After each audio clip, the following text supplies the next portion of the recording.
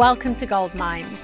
In this podcast, I'll be speaking with extraordinary people to uncover stories behind their golden moment. Every episode is packed with inspiration and unforgettable stories. Follow us now and you'll be the first to know when episodes drop.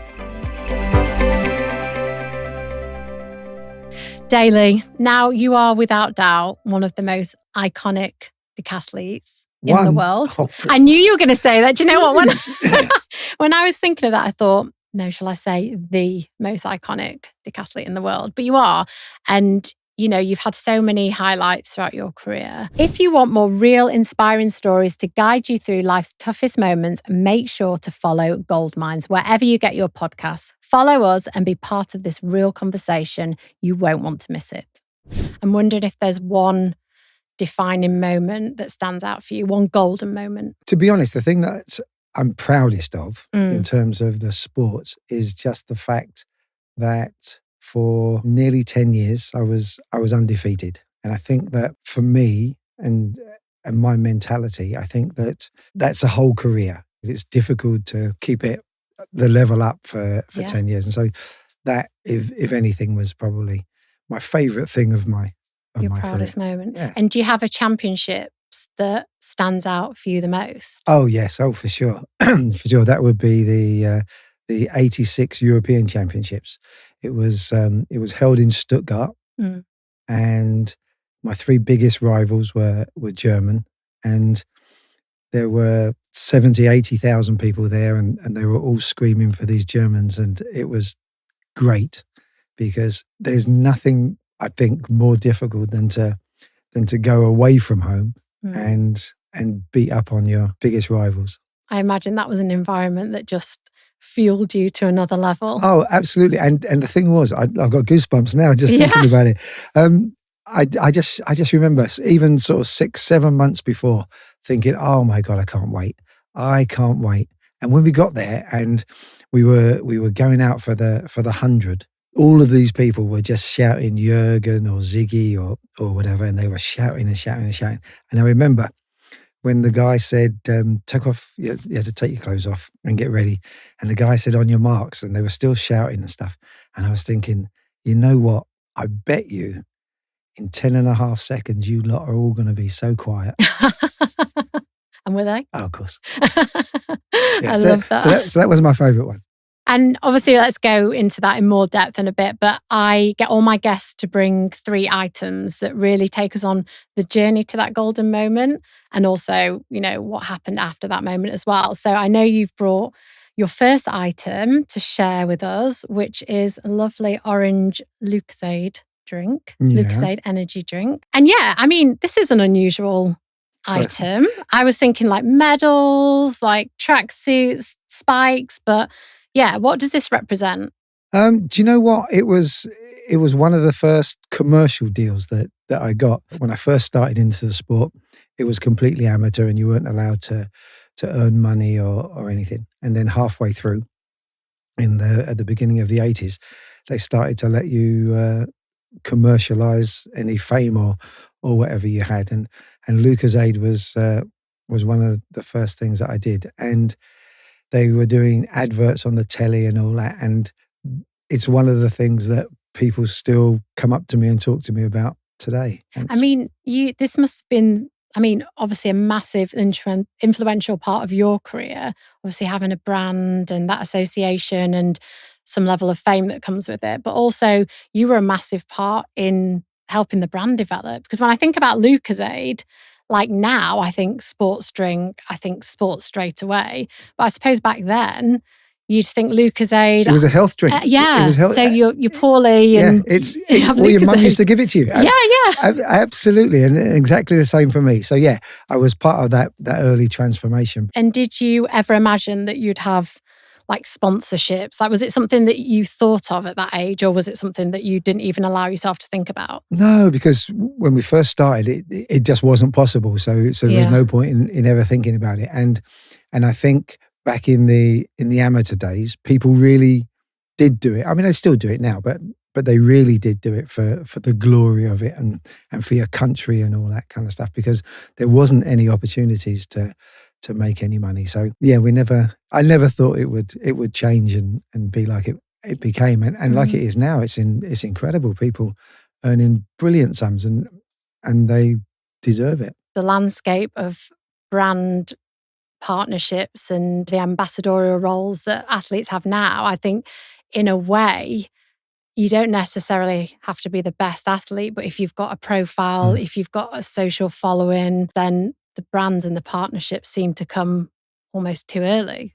Yeah, I think a lot of people, get swayed by the money, and that's their choice, and and good luck to them. But I think that back in the early days when it was a bit more sparing in terms of the number of people that were getting money and stuff, I think it was a little bit more fun then.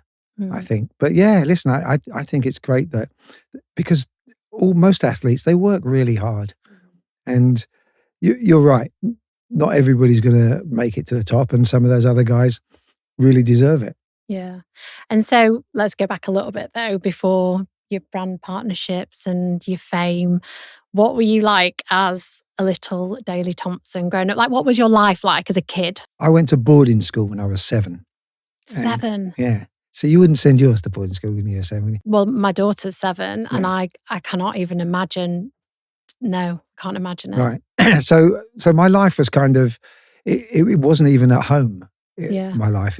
I'm not saying it was a bad thing, because I had the best life in the world, and I'm one of the few people that would actually go back to school tomorrow because I had the best schooling. And I think that I was kind of cheeky chappy, I suspect. I wasn't, I was mischievous. I can't imagine that, Daley.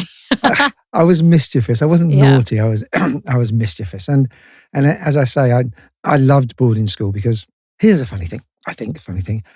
When I was at home, I didn't have a bedroom to myself until I was 14. And yet when I was at boarding school, I had a bedroom from when I was 9 by myself. So yeah, it was, but yeah, I think I was a reasonable kid. I wasn't too bad. And so like boarding school is your norm then? I imagine. Absolutely. We have memories, don't we, from like 3 or 4, but actually those strong memories are formed around the ages of 6, 7, and you were at boarding school. So that was just your norm.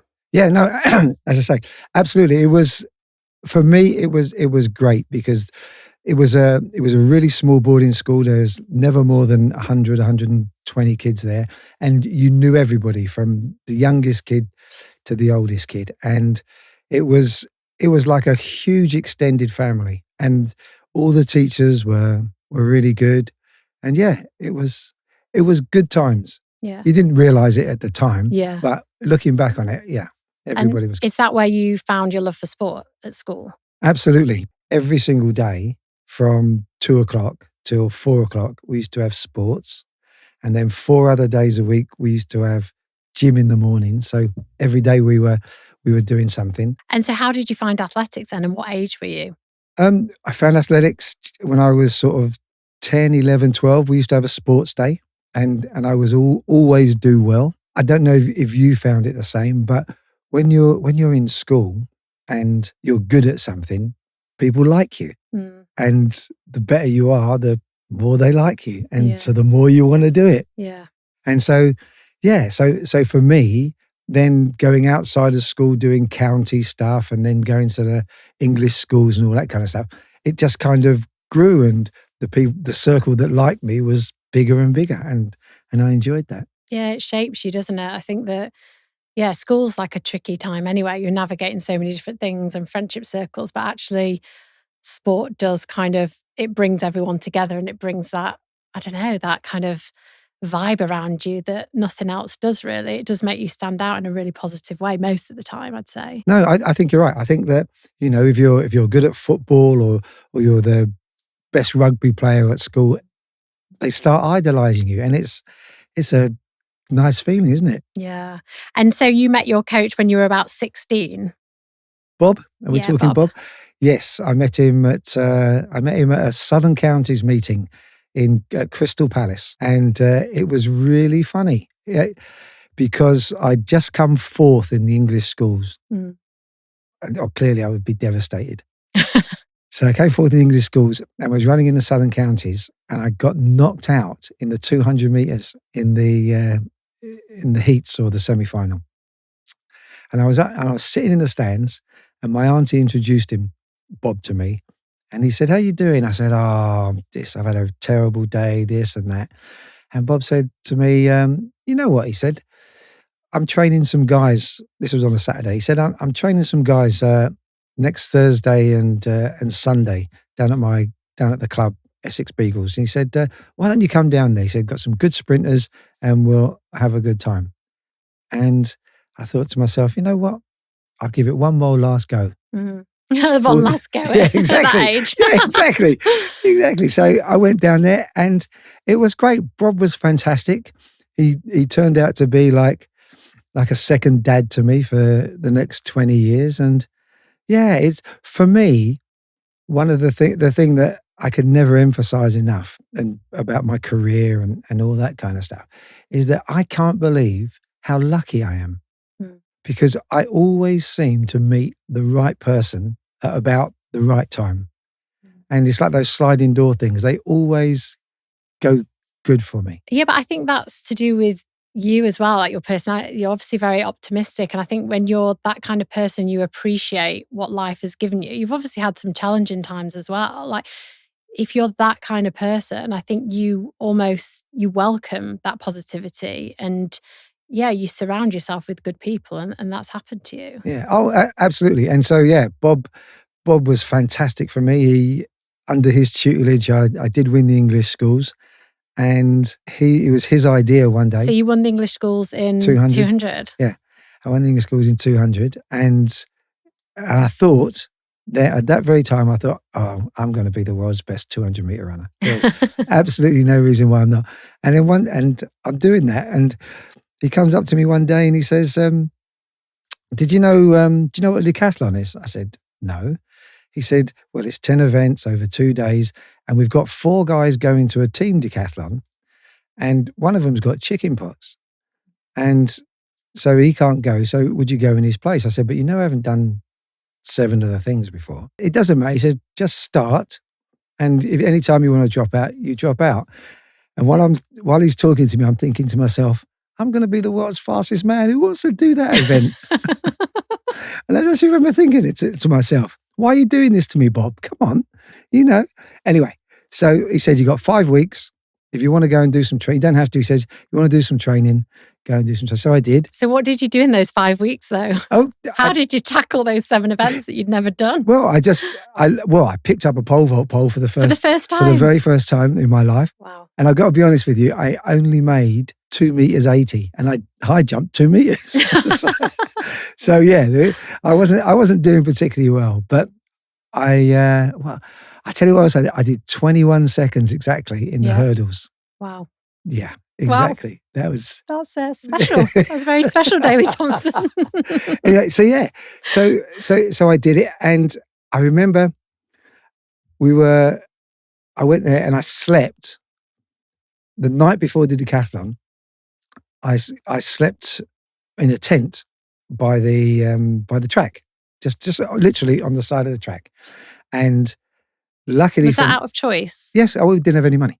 Okay. Yeah, no, it was out of choice, but it was nothing. It was fine. More than happy to do it. So slept on it in a tent, and luckily my auntie came to watch the next day. Yeah. And we went to a bed and breakfast after that, but it was different. I mean, a way to prepare for a decathlon, the most grueling event. You've not done 7 of the events, and you sleep in a tent beside the track. So we do the first day. No, absolutely. We do the first day, and I do really good in everything. And I went to bed, proper bed, in the bed and breakfast, and I just remember thinking to myself, you know what, you are going to be really good at this. All you've got to do is train as hard as you can, and everything will work. And from then on, didn't think about football, didn't think about sprinting. All I wanted to do was throw the shot and throw the javelin. And where did you finish in that event? I can't believe you're asking. Oh, okay. Excuse me? Don't tell me you won it. Excuse me? You won it. Do you know who you're talking to? Well, now I do. You've done that. I promise you, 6,684. Like I remember that. Yeah, I've just completely forgotten about that. On this podcast, I'm always inspired by people pushing themselves to the new heights, and that same spirit comes through in David M. Robinson's latest collection. Each design captures a different side of life, and at the heart of them all is the same promise: stylish jewellery, crafted to the very highest standards, with a level of detail that makes every piece feel truly special. From day-to-day pieces to iconic collections to bespoke items, DMR has something for everyone. Alongside jewellery, DMR are also retailers of leading luxury watch brands, so it's a perfect place to mark life's milestones. Discover the piece that could mark your own golden moment. Just head to the link in the description. Dream it, make it, love it. That's insane. Because I think most people listening, you watch the decathlon and you have an appreciation for it, but how grueling it is it's another level. And I'm surprised you still wanted to do it after trying it for the first time. Well, I was successful. Yeah. And I just wanted to go somewhere where I was going to be a success. Yeah. Because as I say, I always thought I was going to be successful. It was just a question of finding the thing I was going to be. And so do you think that if you perhaps would have finished second or third or not on the podium, do you think your love and passion for the decathlon may not have been there? No, because I got no idea. But I think that would you have turned to another event? It just gelled. It honestly. Yeah. See, I don't know about you. How did you get into the heptathlon? Well, accidentally, very similar to you. It was, a case of... Bob? He told you? My coach. No, Bob came up to me and said, there's this event. No, but my coach came up and said, there's this event, 7 events over 2 days, a heptathlon, give it a go. And naively, you don't really know what it is.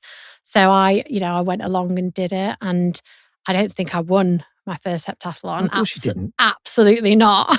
And I came away thinking, this is so hard. I did not enjoy it. Really? No. And it ended with the 800. Yeah. I hated it. I had no joy for it at all. And I'd say for the first 4 years of doing the heptathlon, maybe longer, I was just like, why am I doing this? I don't actually enjoy it. Really? Because I didn't have the success straight away. So I was doing this event where I was, beating myself up, under protest a little bit, not enjoying it and not having any of the rewards or success, thinking, well, why am I doing this? But do you remember when I first met you? Yes. When? Good. Guess a rough what guess. Year? No, just where? Will have been Sheffield. Indoors. You were training with at the IS. Tony. Yeah. Absolutely. Yeah. And you were training so hard, but you weren't. Are you saying you weren't very good then? But you were loving it.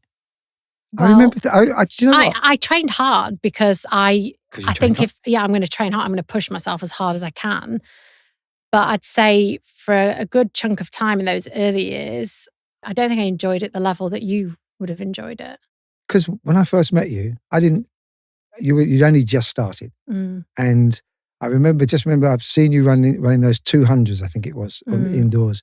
And I just remember thinking, my God, she's so committed.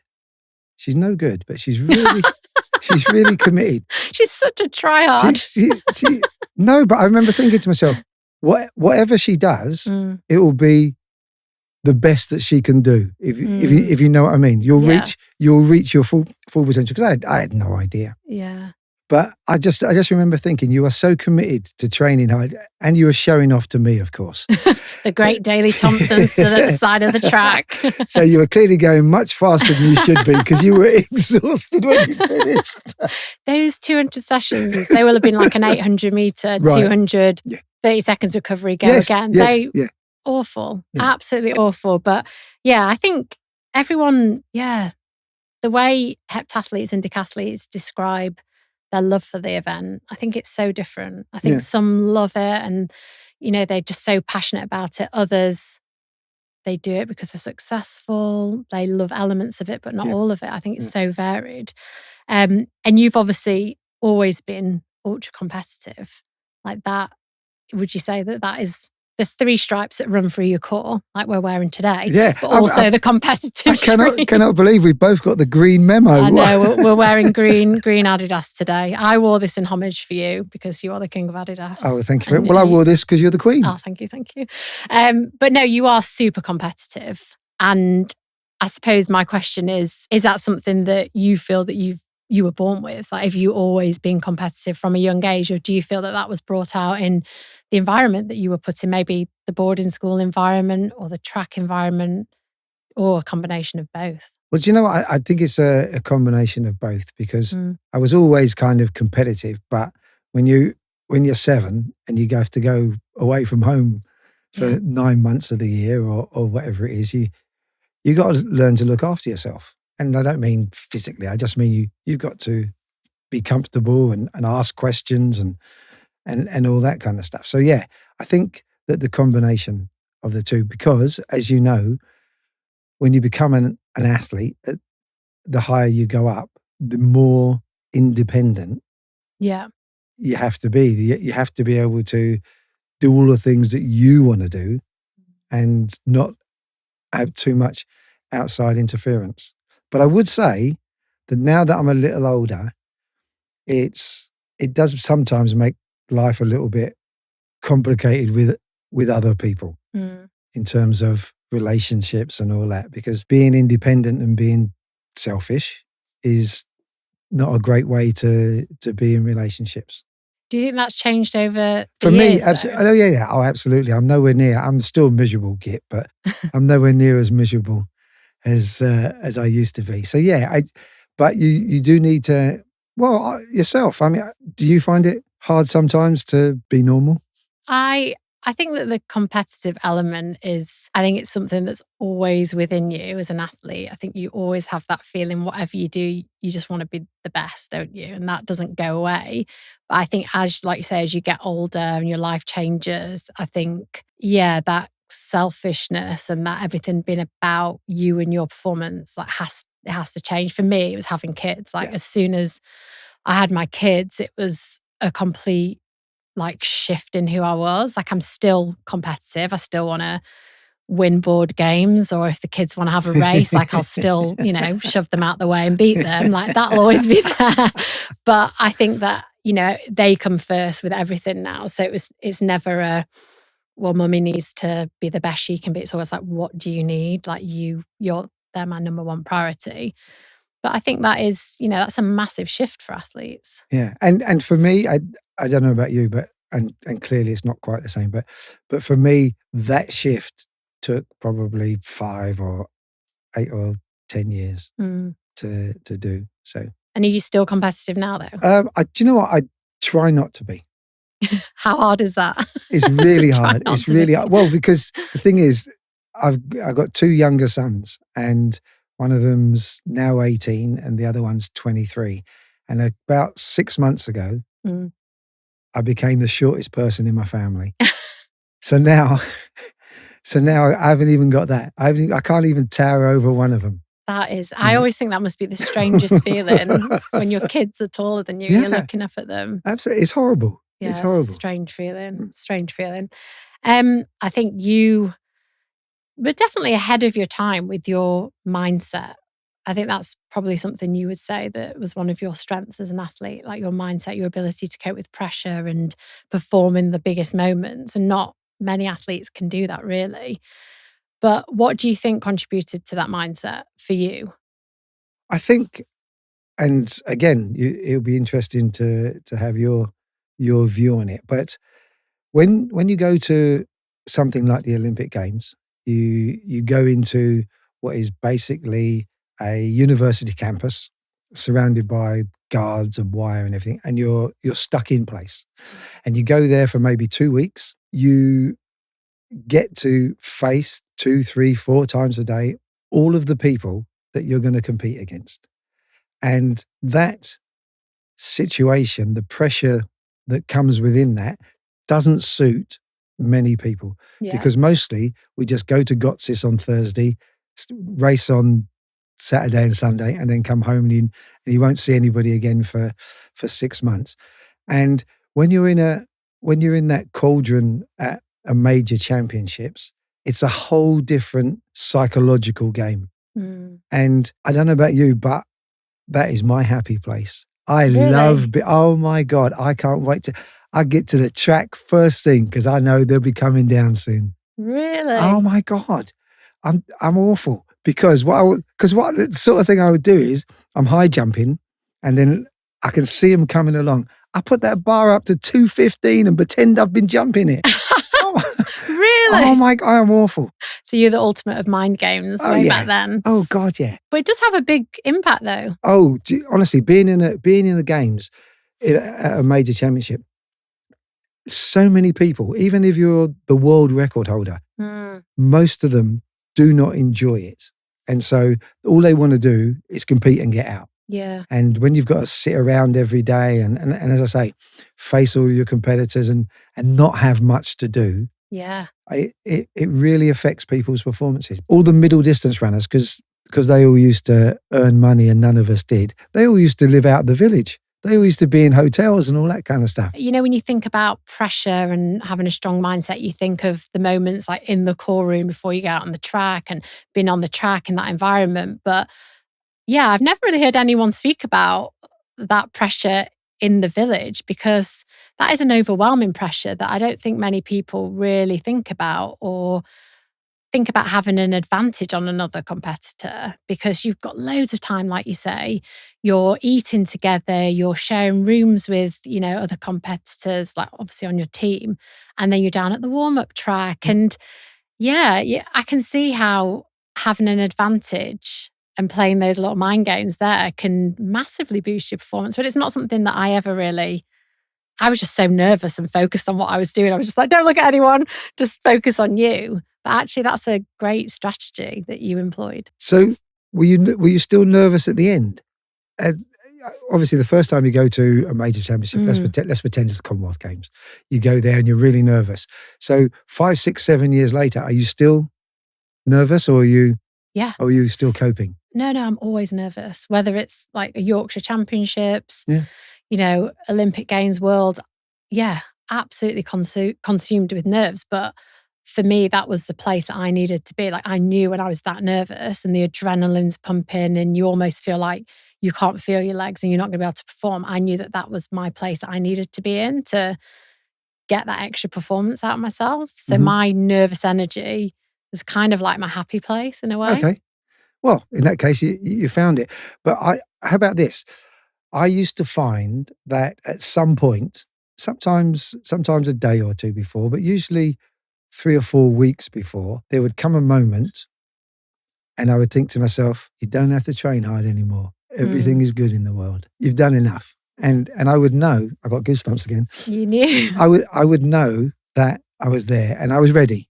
Yeah. And, I could relax because I couldn't relax until I felt relaxed. Yeah. And how far out would that be though? I remember once it being 2 or 3 weeks before the Olympic Games in '84, and I was in a bath, and I remember just sitting up and thinking, okay, we're good. You can relax. Yeah, absolutely. And that's a skill though, because I think a lot of athletes tend to just do a little bit more. Let's just do a little bit more, but actually knowing when you're ready, stop, avoid injury, and just coast through that last little bit is really important. I think you're right. And so, if we're going on to your golden moment though, 1986. Yeah. Stuttgart. Yeah. I don't want to age you, but I was born in 1986. You just aged me. Yeah, no, thanks. You're supposed to look after the guests, treat them really well. Thank you. But this was a big moment for you because obviously you'd already become double Olympic champion, which is mind-blowing because, again, I don't know if people really appreciate how hard that is to achieve.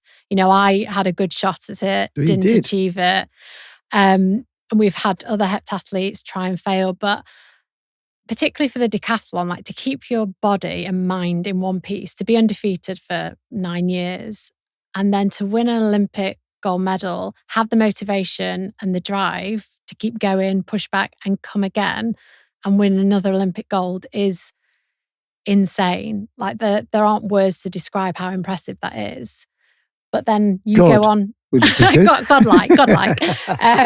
But then you go on another 2 years down the line, Mm-hmm. and this is your big golden moment. Yeah. Tell me about it.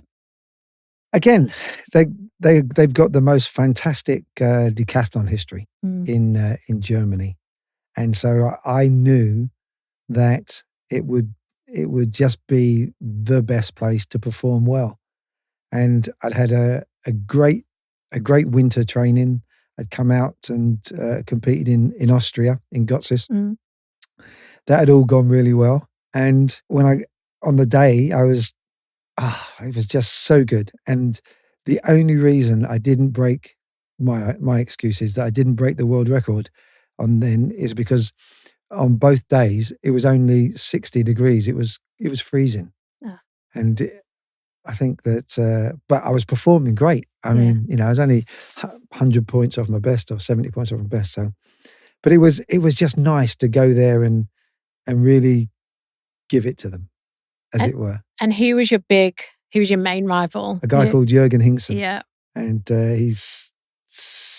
is he? He's 6'7.25". Wow. And how tall are you?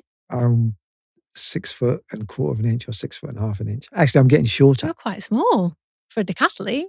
What? It's quite small. No? 6'7". That's big. That's a proper decathlete. So oh, thank you. But yeah, no, it was brilliant because it was such a contrast between him and me. As you say, he's very tall. I'm not quite as tall, and I'm English. He's German. Obviously, there's that, and I'm black, and he's a little whiter, and and I'm funny. He's boring. I'm good looking. He's and the list goes on. And so it was great, and we'd had been competing against each other since 76. I met him in we were both long jumping for under 20s. Yeah. And of course I beat him before you ask. And so it was great to have that competition in his home ground. And was he the favourite going in to the competition? Not to me, he wasn't. I was. For the crowd. Oh no, oh gosh, he was absolutely, and honestly, you should have heard, they were screaming so loud. And that just fueled you to another level. Or did you feel pressure? Not at all. Not unless they were coming on and getting in our way. No, not at all. It didn't occur to me that it should make a difference to me, if you know what I mean. It was just background noise. I was so concentrating on getting a great start, running as hard as I could and all that. It was just background noise. I wasn't, nothing. It would have to be pretty serious to distract me from what I was trying to do. Yeah. That belief, though, is something that, it can be hard, because I think that every athlete has those moments of doubt. Did you have any doubt ever? Well, here's the way I equate it. And that is that I haven't, in my life, without showing off, in my lifetime, I haven't met many people that are more talented than me physically. I haven't met many people that work harder than me. And I've never met anybody with both. And I just figure that those two combinations do make you very confident. And I knew that, I was working harder than anybody. And so providing you do reasonable work and it's not all just kind of rubbish, then your level of performance, you know this, should be this high, and occasionally is this high, but you never kind of do badly. But how did you balance that? What did your week of training look like? Because I know I've obviously heard so many stories over the years of how hard you trained, and you trained 3 times a day, and my coach would be like, well, Daley trains on Christmas Day, and I'd be like, oh gosh, no, I really need Christmas Day off. I'll train Boxing Day. But what did your like average week look like when you're in the thick of your career training? Well, the average day kind of, and it was 7 days a week. Yeah. The average day, we would get down the track for 10, and we'd half-hour warm-up, and then we would be finished at 12:30. And then we'd go for lunch. We'd come back at 2:30. We'd do another couple of hours till 4:30. Go home and mess around for a bit. And then we go in the gym and we train for another hour or so. How did you avoid injury, though, with that volume of training? It's really funny. I think that a lot of people back in the day were in better shape to start with. And I'll tell you why I think that. Once in the year 2000, I went to see Bob, my original coach, and he was coaching all these young kids, all these 15, 16, 17-year-olds. And he was just chatting away, talking about the kids. He was explaining who was who. And he said to me, "Yeah, this is really funny." He says, "These kids are doing the same sprint sessions that you guys used to do, and they can't do half of the volume that you used to be able to do." Really? So it was just that our initial fitness and stuff was so much higher than the younger kids. Why do you think that is, though? Do you think that athletes train differently now, or come into the sport at a different level? I think two things. I think that in the last maybe 15, 20 years, kids don't get out and play enough. And we used to be out playing, either playing football, running around the streets, or just messing around from when the sun came up to when the sun went down. And parents are much more cautious now. And so kids don't have that freedom to run up, basically to run around. What did your rest look like, though? Because I remember when I was training at the peak of my career, I'd do 6 days a week train. I'd always have 1 day of rest. Like, did you ever factor in, like, would you rest after competitions? Like, where would your rest come in?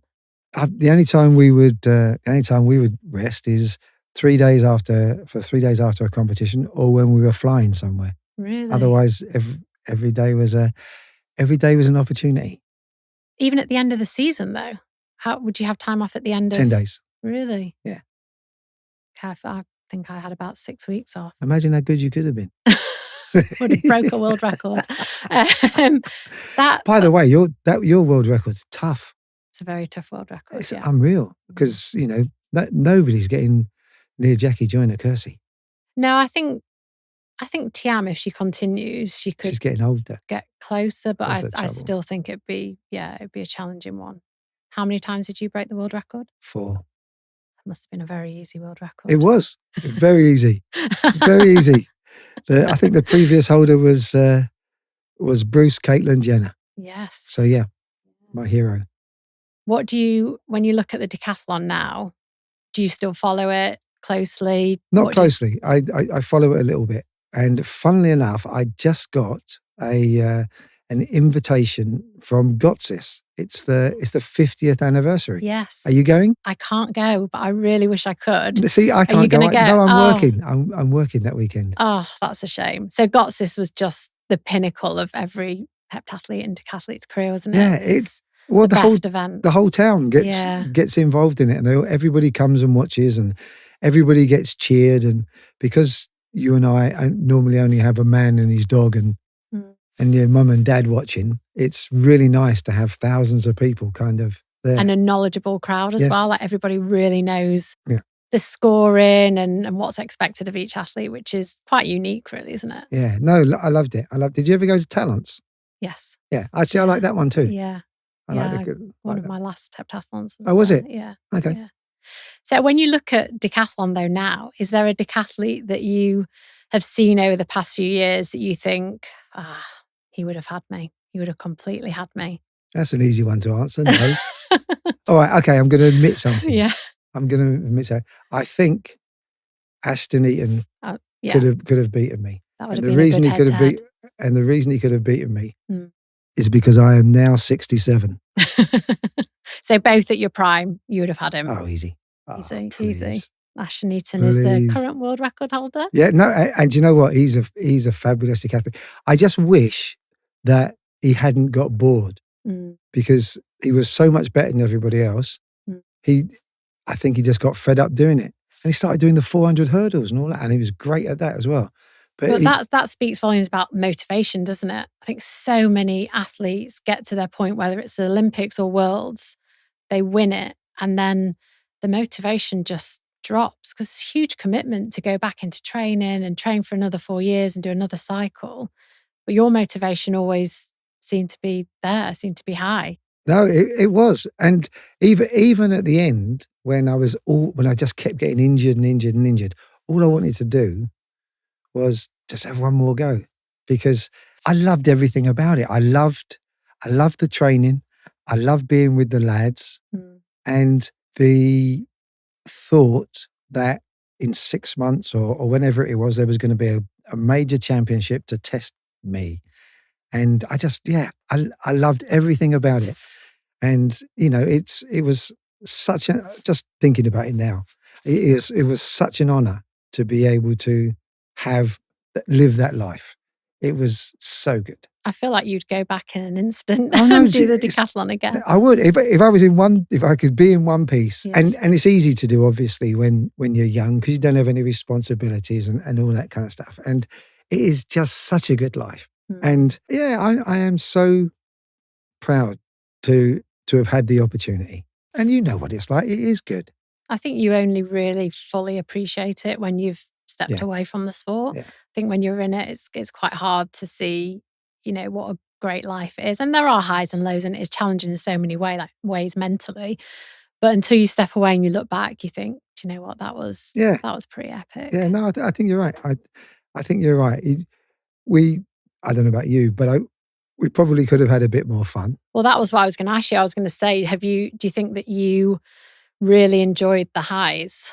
So when you really, reached the pinnacle, winning Olympic gold medals, world titles, Europeans, in those moments, did you actually fully enjoy them? Or was your mind straight onto the next? Straight onto the next. Always straight onto the next. Because the one thing I am disappointed in, not disappointed, but I wish that I should have done. I should have won it 3 times.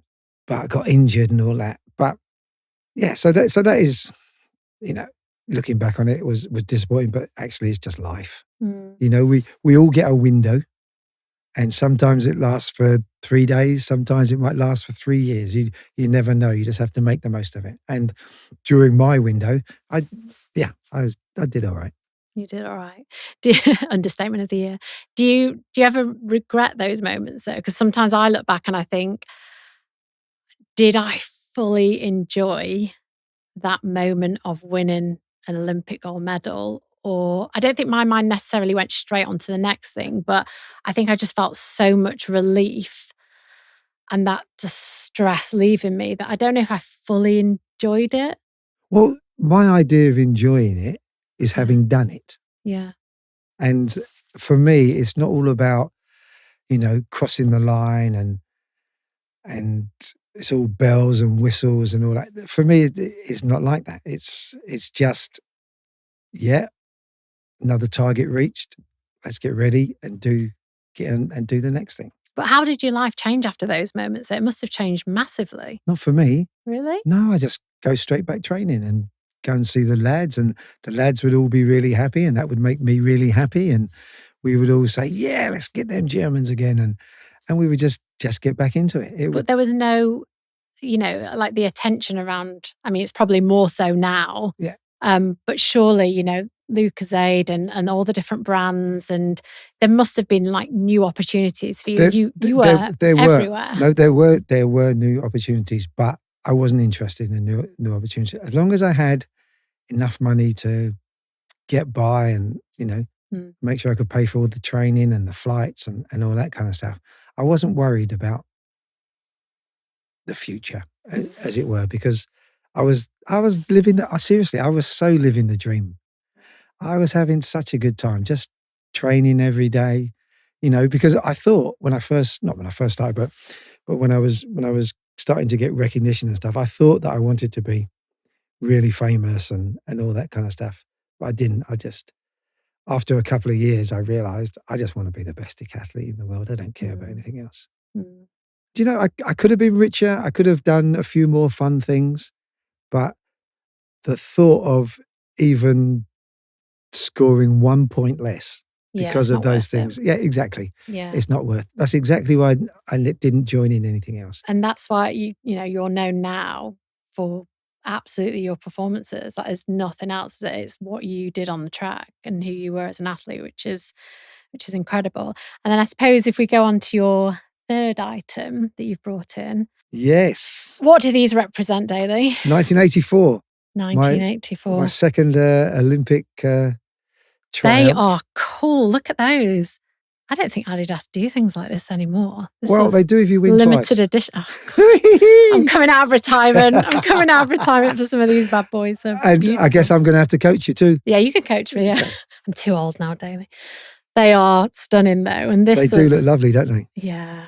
And this was kind of signified and your lovely jacket here. Yeah, that's the original from 84.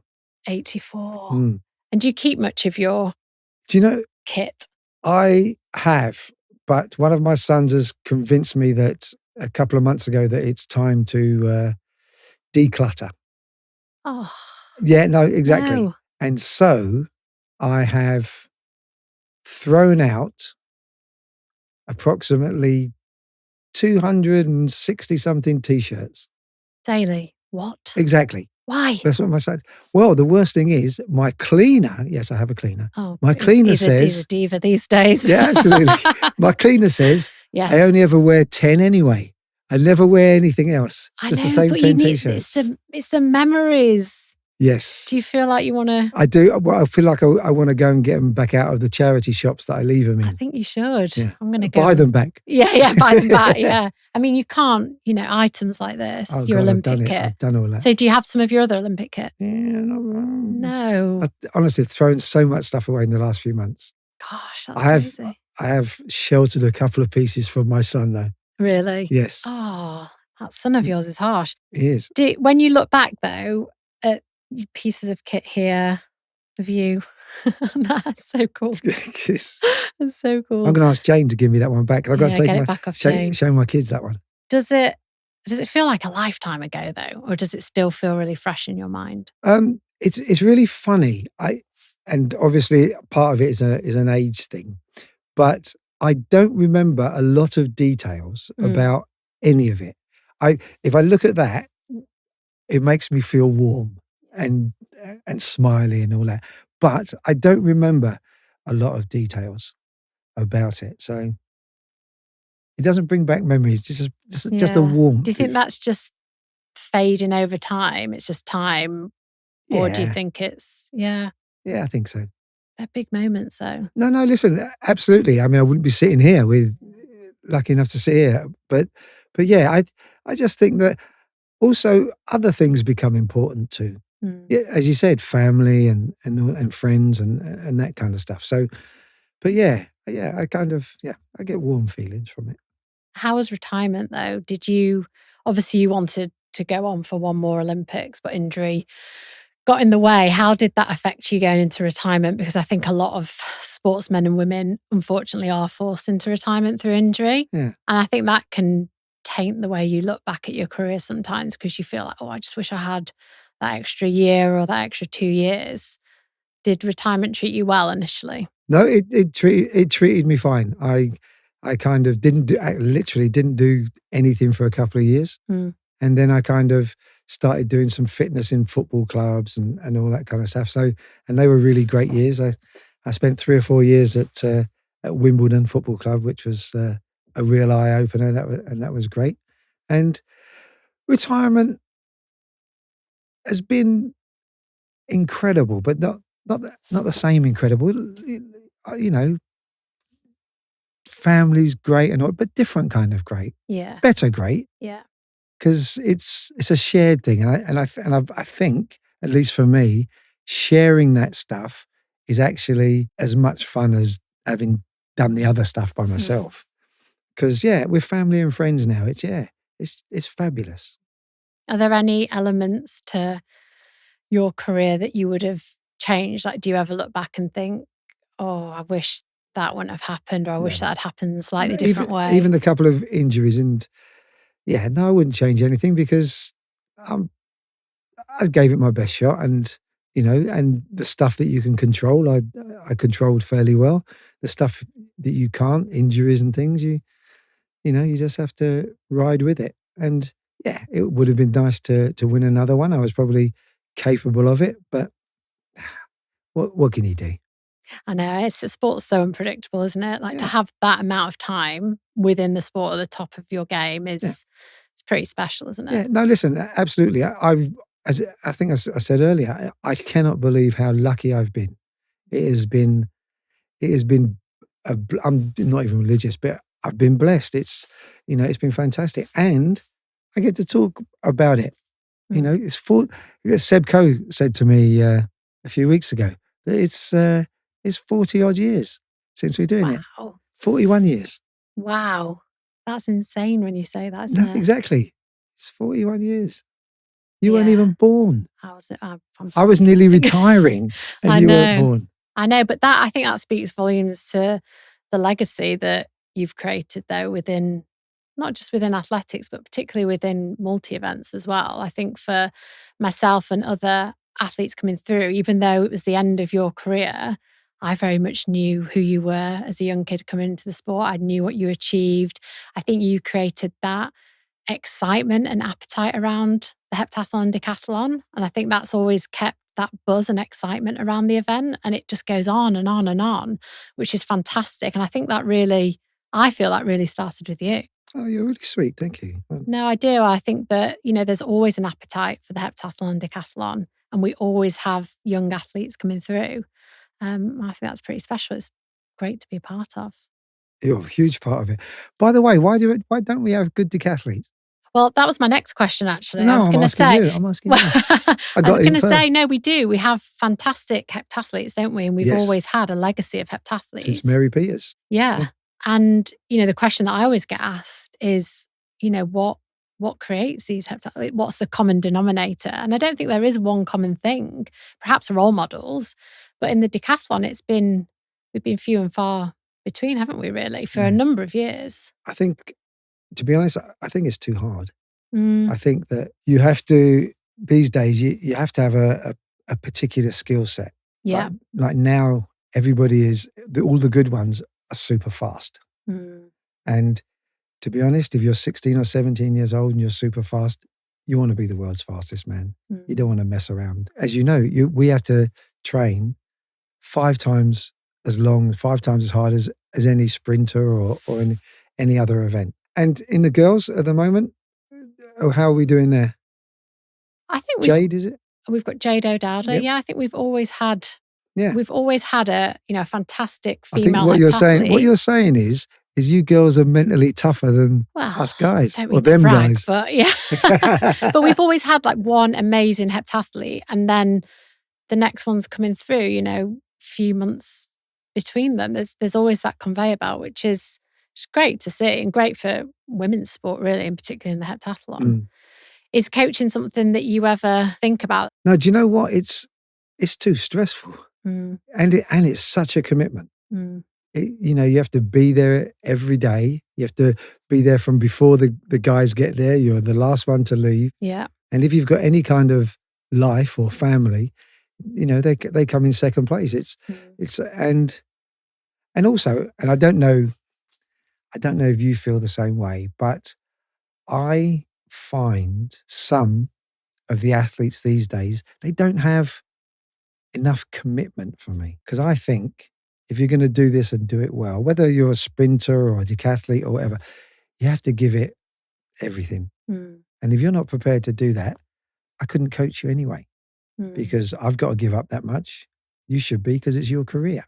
And so I'm not sure there's that level of commitment anymore. I think you do get those athletes that are, the anomalies that are so committed and they will give everything. But it's hard to find that balance, I think. Yeah. And also, just in case you're interested, I did coach the Sydney Olympic decathlon champion. Oh, you did? I did, Erky Newell. What year? So how many years before the Olympics did you coach? 18 months I started before. Oh, a little bit of daily magic dust on him. Don't like to talk about it. I don't like to brag. And your son as well. He's a keen I've never coached him. You don't coach him? No, God, no. I have to be his dad. I can't coach him as well. The 1500 guy does that, doesn't he? Jeff Whiteman.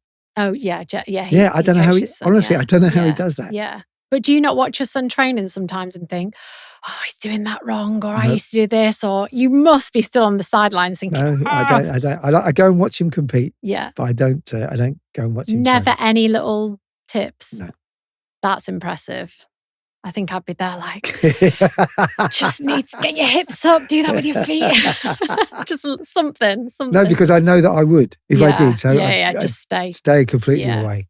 Yeah, absolutely. And I have great faith in his coach anyway. Do you remember Greg Richards? Oh, he was another decathlete, used to train with me. Yeah, rings a bell. So he coaches Elliot, but Elliot lives in Vancouver now. Oh, does he? Yeah, he went there he's got a 2-year visa, so that time's up. And is he training full time, or is he a bit of? He's working as an app developer and he's training part time, but he tells me he's having the best time. The best time, so that's the most important thing. Enjoyment. Yeah, absolutely. Oh, well, thank you so much. I've loved chatting. Is that it? It's been great. Yeah, I feel like our paths always cross, don't they, at championships? But it's been really nice to. I feel over the years I've read so much about you and your career, and heard lots of different stories. But it's really nice to sit and just hear it from you, what your career's been like. Thank you very much, and a great interview. I'm sure you're going to have the world's biggest podcast at some point. Thank you, Daley. So Joe Rogan, be careful.